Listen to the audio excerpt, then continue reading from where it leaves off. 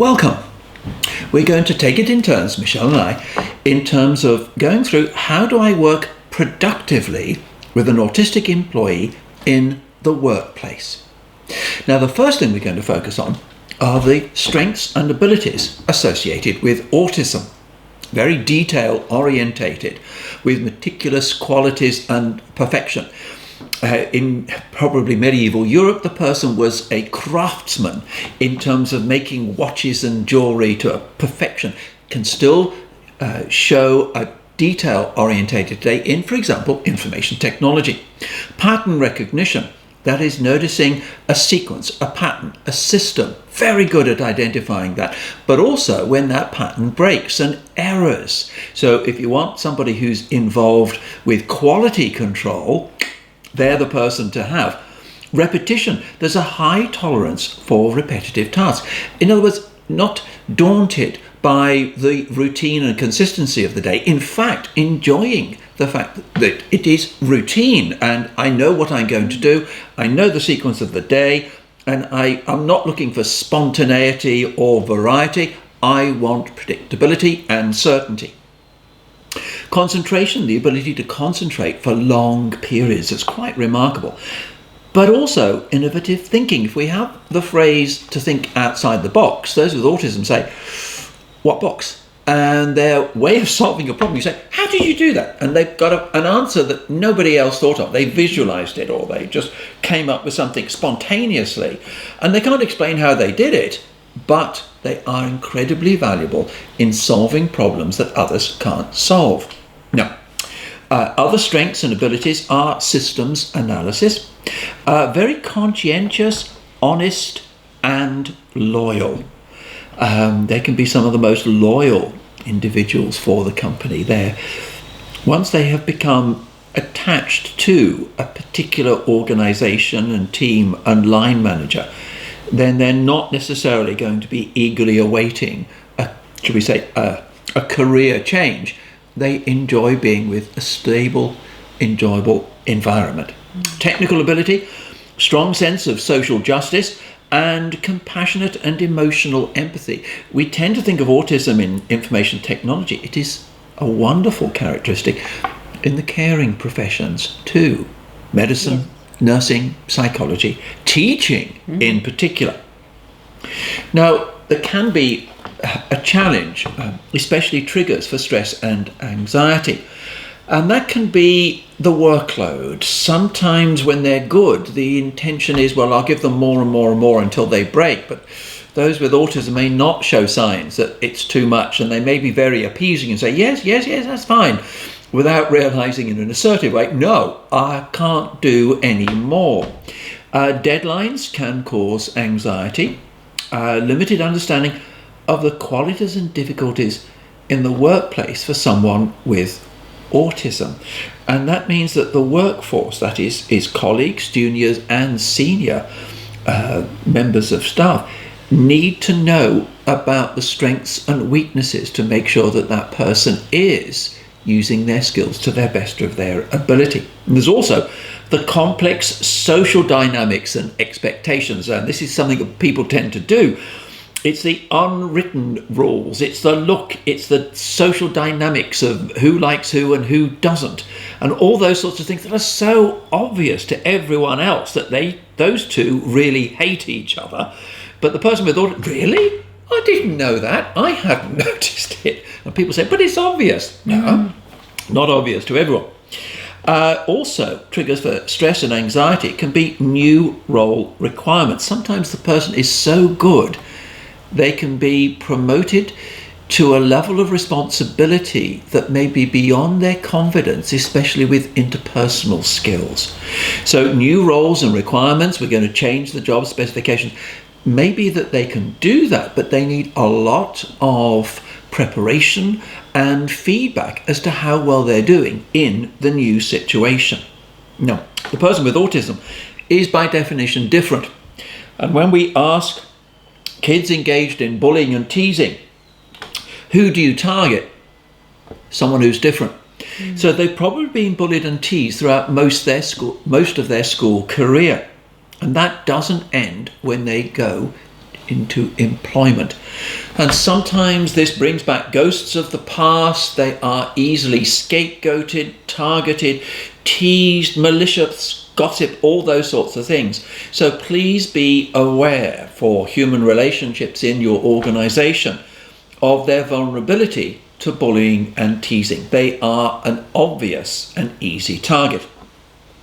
Also, consistently achieving the required standard of work, which they may well be able to do consistently, but just watch with boredom. Sometimes it is. I've known them be so good that the other staff members have sabotaged their work because they're a bad example in the rest of the workforce's pursuit of mediocrity. We don't want her because she's so good. She puts us to shame, so we're going to sabotage her. Those sorts of things can occur. And workplace environment in terms of sensory experiences. And we tend not to recognize that sometimes those sounds, aromas, textures, those qualities are absolutely painful. And the autistic person is remarkably tolerant in situations that others find very difficult to understand. Absolutely. Thank you, Tony. So as Tony just described, there are a number of sometimes unique challenges for an autistic employee, and that can cause elevated levels of both stress and anxiety for the person with autism. But what does that mean then in terms of the work environment? Typically, it means increased rates of autonomic arousal. So that person's body starts to go into fight-flight, becomes very hypervigilant, and sometimes even goes into freeze. What that means for productivity, of course, is the person can feel too distracted by their anxiety to be able to focus on the work at hand. Their autonomic arousal is actually impeding their capacity to use the frontal lobes to stay on track, to be able to recognize and understand cues from others and be able to work in a seamless way. Their capacity for learning can be negatively impacted, and unfortunately we know that both anxiety, high levels of anxiety in the body, and high levels of stress, lots of cortisol in the system, can really impact on the level of autism. So the person may become more socially awkward or withdrawn, more rigid, and unfortunately experience more sensory sensitivity. So there's actually quite a lot of good reasons to assist the person to experience less stress, less anxiety within the workplace. And we know that good ways to do this in autism include being able to understand the workplace triggers and challenges from their perspective and put in support and accommodations. So as people with autism feel understood and supported, they feel safe, and that allows fight-flight to diminish. And we start to be able to focus, learn, relate, do all the things we need to do to be productive at work.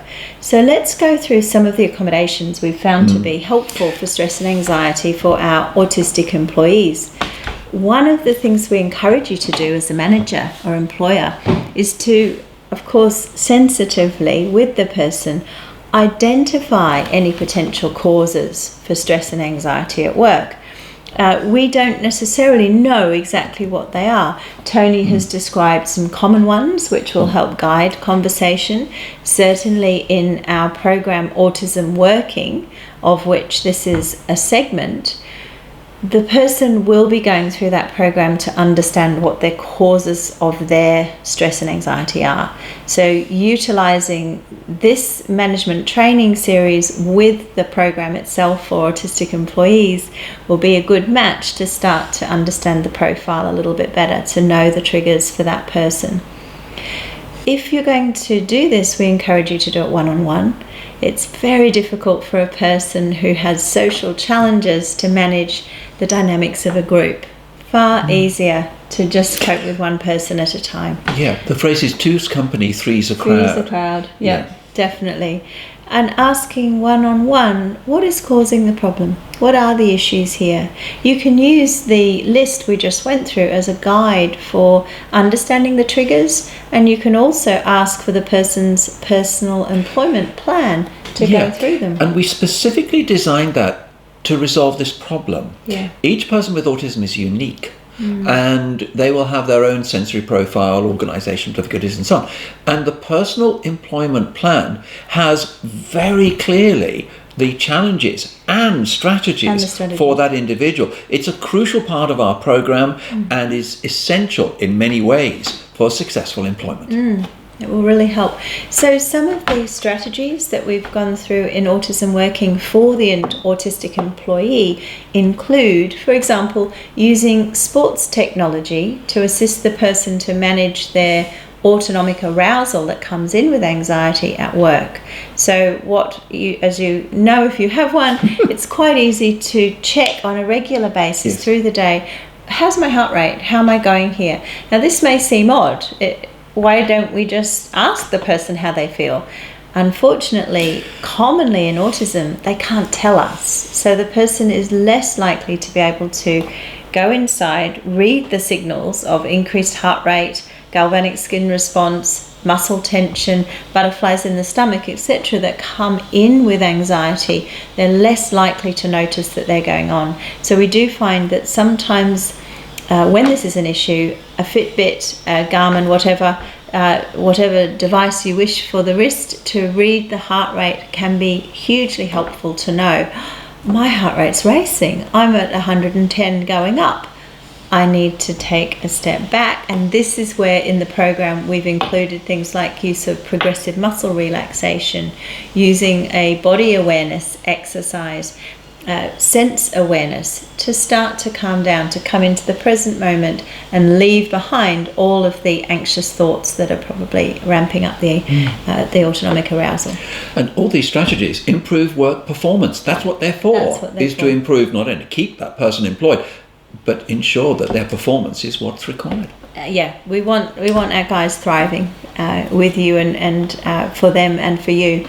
We also have included in Autism Working meditation because we understand the huge psychological and physical benefits of a daily practice of 10 minutes meditation a day for a sense of well-being, reduced anxiety, reduced worrying, something that a lot of autistic employees can be very good at.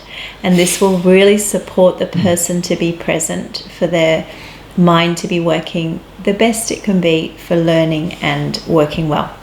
So other strategies though, so these are just a sample of the ones that are in the program. The sports technology, progressive muscle relaxation, the awareness activities, and meditation.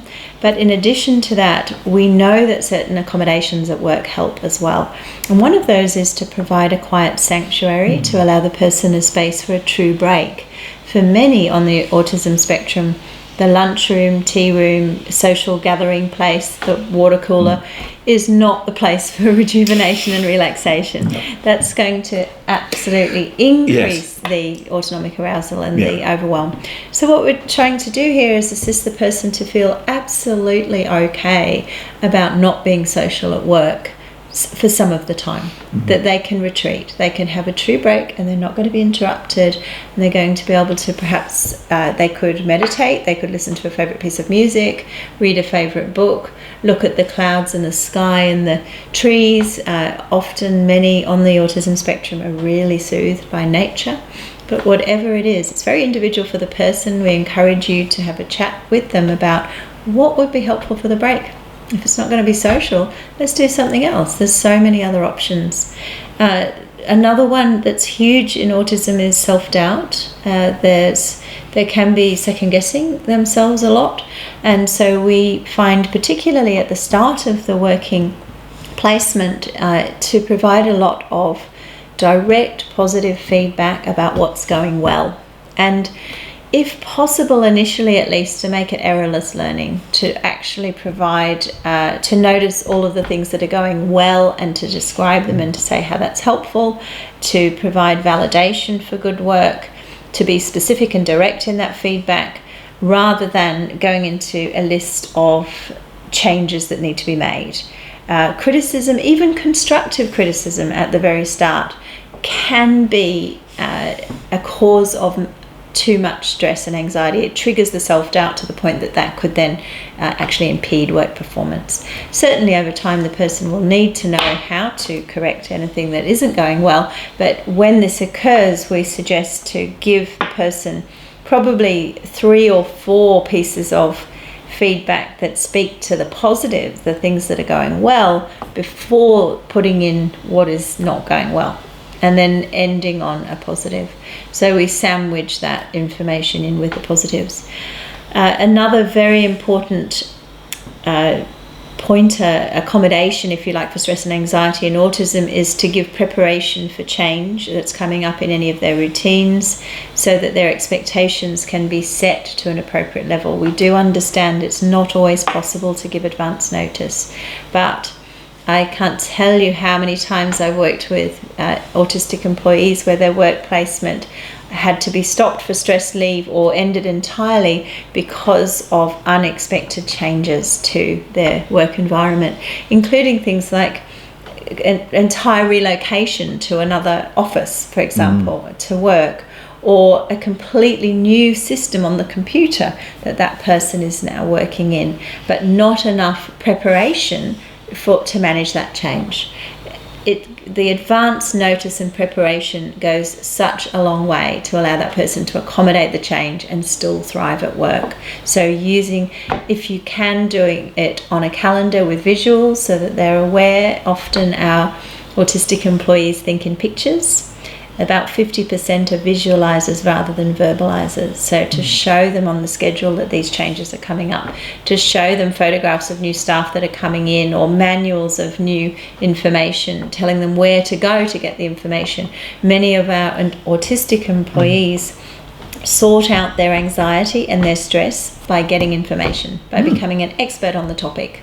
And so if we can use that, we can give them the more information, often, always, the more information the better. They want the detail. Where that isn't the case is if too much detail overwhelms them, or if they feel too overwhelmed by too many changes at once. And of course, this is such an individual process, so it will be important to be aware of if it's not working very well to give too much. But certainly preparation for change is important. A couple more accommodations that we can recommend. One is, we know that the person is likely to experience a lot of exhaustion at the end of the day. Now, obviously, as an employer or a manager, this is not something that is your responsibility. That person is going to need their own recovery strategies when they get home. But being aware of that as a possible issue can be helpful in a supportive, caring way to talk about what will help them let go of the day, let go of the tension of the day. What are the sorts of strategies and ideas they have? Sharing the strategies that you may have to transition into the leisure space or the relaxation space after a very tense day. And that can normalise the process, that the transition into relaxation after a big day at work can be hard. How are we going to manage that? What can be done? Very important to do that, because the person is going to the extent that they can truly recover each evening after work, they're going to be so much better prepared for the next day and restored and energized to keep going. So that's a little tip, just being aware of the huge exhaustion that comes in at the end of the day. And lastly, to provide a mentor. Now, a mentor from right at the very start of their work placement is a really good idea. The person on the spectrum will benefit from the additional support, and particularly if that's a mentor they feel they can safely talk through issues with without having workplace evaluation and performance expectations being potentially embedded within that.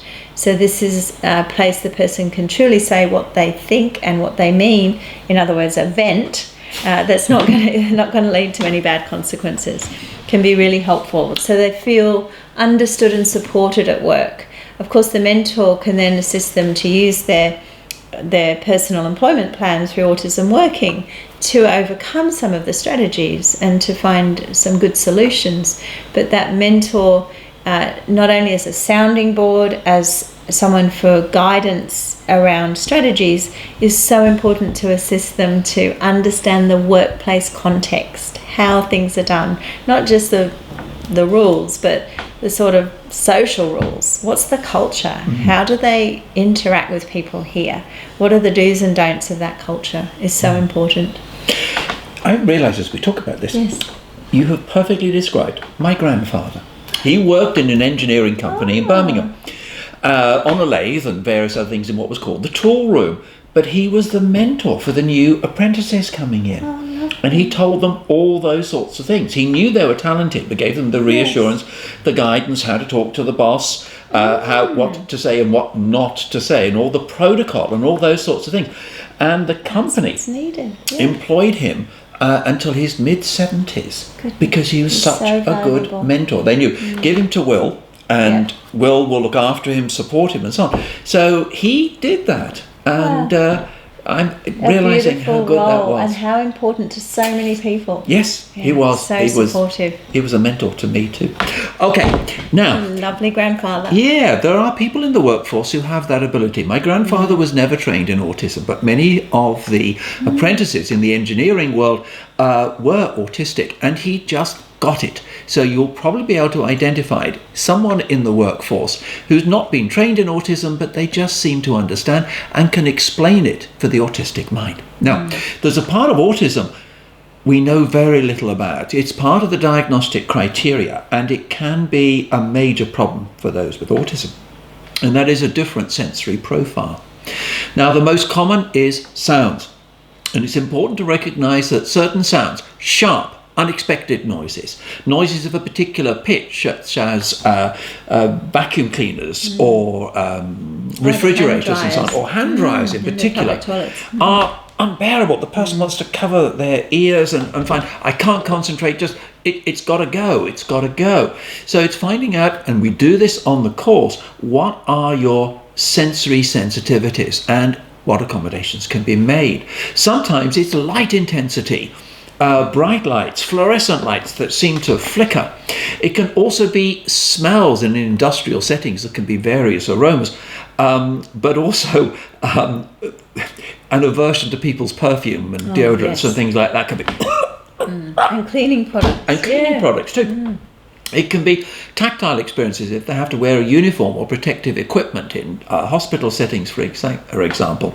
So tactile experiences need to be recognised. Now, the person knows that these are going to occur during the day, so that they're hyper vigilant of when's that noise going to occur. They're drilling for, not drilling, they're digging up the road outside, and that jackhammer is unbearable. How can we cope? Well, there are industrial headphones that can be used. A little eccentric, but absolutely needed. But the person is hyper vigilant, aware that these can occur, and it feeds into anxiety as well. So find out, what are you sensitive to in terms of the sensory world? Right. What can we do to accommodate it? Now, for sounds, there'll be noise cancelling headphones, changing the location of a workstation, maybe having a radio on in the background, or a retreat space that you can go to focus on this particular task. For aroma, as Michelle was saying, changing the cleaning products, or make sure the cleaning is done when that person's not around. Perfumes, maybe you do need to use a perfumeless deodorant, for example, or peppermint oil, so that the person could put the peppermint oil on a tissue, smell that sort of, shall we say, blocks all the olfactory systems so that they can cope with that. Now, it may be providing gloves, modifications to uniforms, etc., for tactile sensitivity. Now, when we come to organisational challenges, there can be issues of hyperfocus, but also, if you're not careful, of distractibility. So they may need to be in an environment where they can focus, in other words, away from open plan offices if you can, because often the social and sensory are a source of distraction. Difficulty with multitasking and quick decision making. Here the person is a craftsman who wants to do a careful thought and to do the best that they can, rather than, shall we say, in a fast food, they are the master chef creating this wonderful meal rather than the speed of what we have to do. So there can also be issues of problems with planning, and that may be that they need to draw it or a range of strategies so they can see the sequence. That's up on the whiteboard on your phone. Take a photograph of it. Now, if you're in doubt and you think you've forgotten my spoken instructions, just refer to your photo of the whiteboard. Now I know what to do. Also, difficulty with being interrupted. Often the person with autism has to have completion. Where everyone else has disappeared for a lunch break, they will continue. The trouble is that they may not know the signals of when not to interrupt other people, and may be notorious for just coming up to the boss and, without realizing the context, asking them a direct question and expecting an immediate answer. You may have to learn, hang on a moment, James. Have a look where I am. I'm having to deal with this. I will see you in 8 minutes. You have to be pedantic. Okay? And in 8 minutes, you see that person, but you recognize that the importance of what they're saying. It's also the issue of time management that can be a difficulty in the perception of how long it's going to take to do an activity. The working memory, especially for spoken instructions. Write them down, take a photograph, make a video of what's required, etc. Unorthodox work routines. It's being very eccentric. And here the person has, like the Frank Sinatra syndrome, my way. And if it works, leave it be. It's unconventional. Nobody in this workforce has ever done it that way. But if it works for you, well, that's fine. Also, there can be an issues of an overly organised or a disorganised work area where they sometimes need an executive secretary who can organise it for them, or unusual cataloguing systems. The catalogue is where it is, not alphabetical, for example. Other accommodations for organisational issues, encourage and support the person with knowing and organising what will be needed for the task. Have it on the table, right, that's it. Take a photograph of it, right. Now, you look at that, okay, I'll need that, and that. So rather than memorising what it is, I've got a photograph or a box, and I put it in that box. Make a list in a notebook of what is needed, and cross the items off when you have them, and make sure you've got all the equipment before you start. Take a mobile phone photograph of the equipment and resources, so use modern technology. Also, planning tasks over the day, week and a month. The person needs a calendar. They need a sequence. They need to see. They need an external visual prompt of now, next and later. Maybe a paper diary or an electronic schedule app, estimating the amount of time needed for each activity and prioritization. If in red, needs to be a priority, for example, and create a time schedule flow diagram so the person can visualize, this is what I need to do. This organizes, this gets my act together. I need to see it. When somebody doesn't understand, they don't say, I'm listening. They say, I see what you mean. I see what you mean. You need to use the visuals on that. Thank you, Tony. Just a couple more accommodations for organisational issues. One is for auditory working memory. So we know that many on the autism spectrum struggle to remember a list of instructions if it's more than 1 to 2 instructions. And they can feel very embarrassed about this and want to hide it.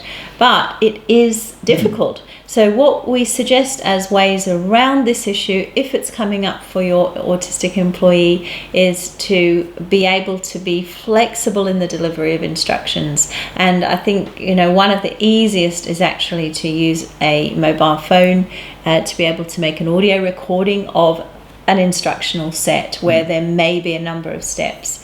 The person may, sometimes happens with autistic employees, have difficulties with handwriting, so taking notes while being told about things may not be a good strategy. Audio recordings or just being provided with a written list, if that's possible, is hugely helpful. It makes it a lot easier for the person to go back and listen to the recording or have the visual of the written list.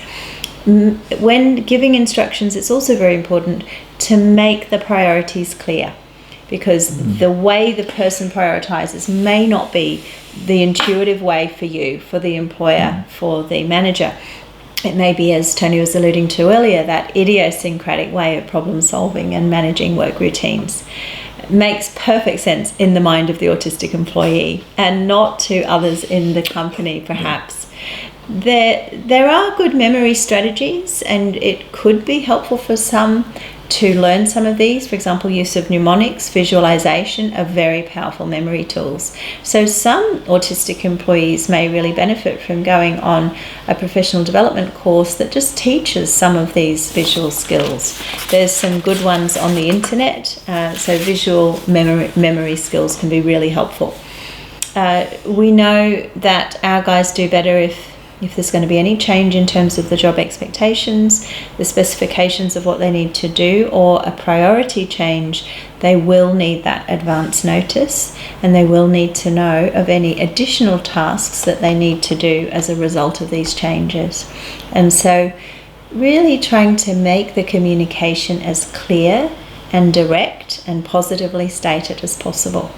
Clear directions, explicit instructions are massively helpful for autistic employees, especially when these clear instructions can be delivered with the logic behind them.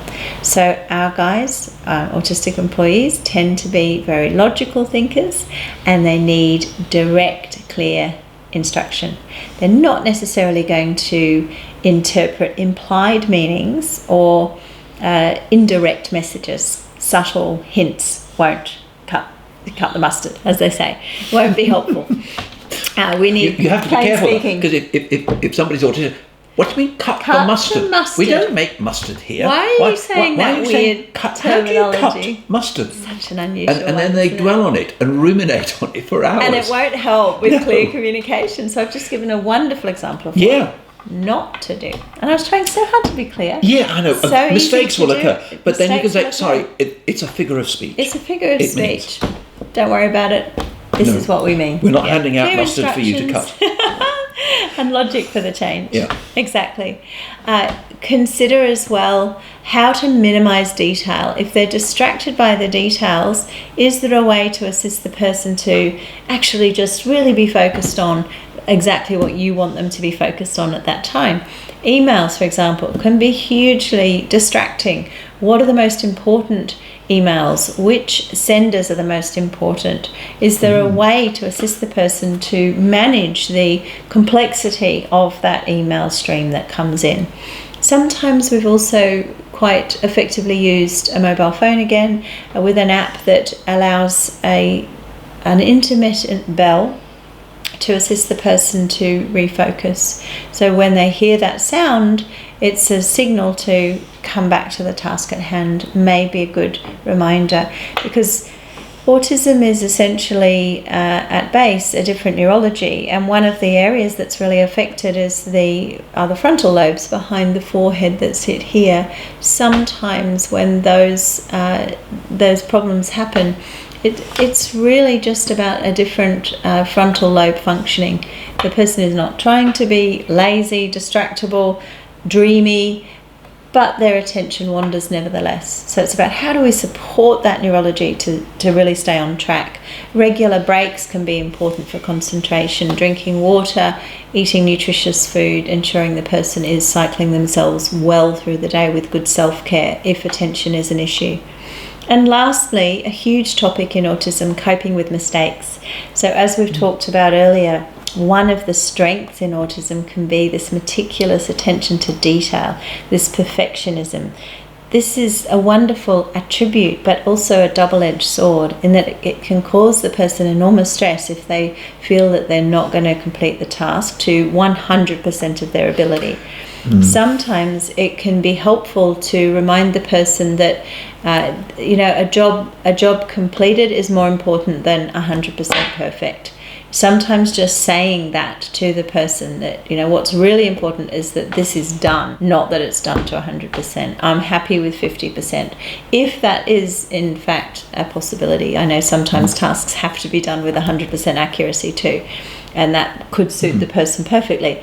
But when the person is, when your autistic employee is very worried about mistakes, this will tend to come out as procrastination, or taking an inordinately long time to complete a task, or being very pedantic about the detail of the task, and everyone else is like, get over it, it's all right, it's good enough, but not for that person. Yeah. So in this time, what we want to do is assist them to get a little bit of space between them and the task, because the more they're focused on the task, the more the anxiety goes up that it's not perfect yet. Getting some space, giving it a break to come away from it, may be a good strategy to assist them to be able to come back to a more balanced frame of mind and not be so hyper-focused. If this isn't helpful, it can be useful to take the person aside in a one-on-one situation and just ask them, what is it about this task that's just not working well for them? Why is it not perfect yet? Or what are the issues for them?